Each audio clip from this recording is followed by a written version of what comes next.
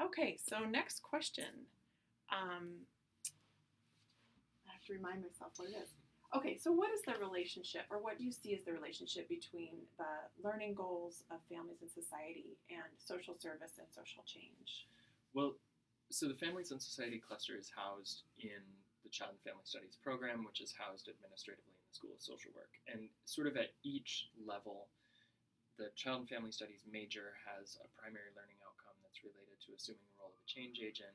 University Studies has a goal that is related to ethics and social responsibility. The campus-wide learning outcomes have to do with, ethics and social responsibility. Certainly, the cluster has a very similar kind of anchoring or underlying sort of learning outcome. And so for us, the relationship is quite clear, and it runs through all of our courses. That we sort of our field of practice starts from a presumption that the world doesn't work as well as the world could work, and certainly doesn't work equitably for all people. Not everyone has access to representation, to voice, to influence, to opportunity in the same ways. And so we want to make a really clear statement for all of our students coming through the cluster, our minor, or our major, that the world doesn't change unless people make it change, and that we have an opportunity and therefore an obligation to make the world be different tomorrow than it is today. So community-based learning is a component of that. In the major, we require a practicum. In the minor, we require an internship or a community-based change action, like through a capstone. So sort of across the board, we want to see that students are out in the world, participating, volunteering, working in agencies and organizations that are supporting children, youth, and families in living in a world that we would all want to be living in, rather than the world that some of us are having to be living in right now. And you mentioned in the previous video that part of the underlying idea is that society doesn't work for families, or doesn't. Right. Maybe could you say a little bit more about that? Yeah, we can see lots of different examples of the ways in which society, social structures, social policies, social systems in the United States are not set up to advantage or to really support families. We see, for instance, family leave policies that leave that privatize caregiving and leave parents in a position where they have to make sometimes really difficult decisions between making an income for their households and providing for the emotional and affective care of their children. We see something similar in terms of how caregiving happens for elders, right? There's not an assumption that the state or that the larger social policy arena should be providing for the well-being of elders. Families are meant to do that. So that works to varying degrees. That works-ish if families have access to the resources to do that. And not just the financial resources, but the human resources also, the skills, the knowledge.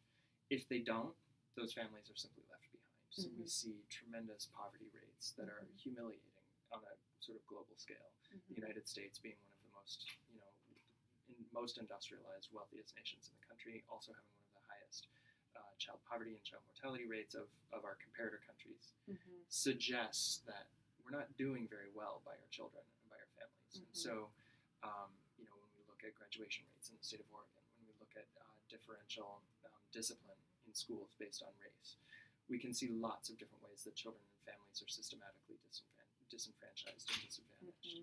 So we really want to see that our students are not only able in the classroom to recognize those things sort of academically, cognitively, but then go out into the world and participate in their resolution, participate in changing those systems in some way. I'm glad that you broke down this idea of society. My students are often talking about society and the problems of society, and I appreciate that you are further defining that to systems, policies, and I think there was one other, institutions, right? And that's really what we're talking about when we talk about families and society. And attitudes. I mean, and definitely attitudes. Also attitudes and stigma. Values. One of the things that I really struggle with as a teacher is when students say, society wants us to do this, or society tells us that. It's problematic for me because society isn't an entity that does that. Right. I do that, and I am part of society. But then what that means is that when we're critiquing media, we're saying society wants us all to be stick thin and beautiful in a conventional standard of beauty. Society is us. So when the only way that society is doing that is when we're doing that, when we're watching, when we're buying the advertisements, when we're sort of being complicit in furthering those messages. And so part of what we try to do in the cluster is help people break that down a little bit and bring it one step closer to home, and sort of say, if I'm going to say society is doing all these wicked things, I am part of society. So what's my role in either furthering those things or interrupting those things? Great. Thank you.